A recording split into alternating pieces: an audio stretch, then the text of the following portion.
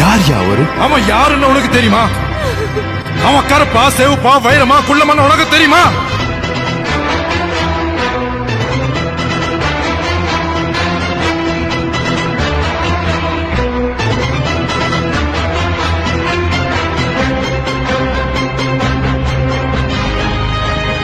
மிஞ்சின அதிகாரமும் இல்ல, அரசாங்கமும் இல்ல. டிபார்ட்மெண்ட்டுக்குள்ளே அரசியல் பண்ணிக்கலாம் மிஸ்டர் நரசிம்மா. அரசியல் என்னன்னு தெரியுமா உங்களுக்கு? நடந்து முடிஞ்ச சட்டசபை தேர்தல்ல 234 தொகுதியிலையும் டெபாசிட் இழந்த ஒரு வேட்பாளர் இருக்கார். அது வேற யாரும் இல்ல, இந்திய ஜனநாயகம் தான்.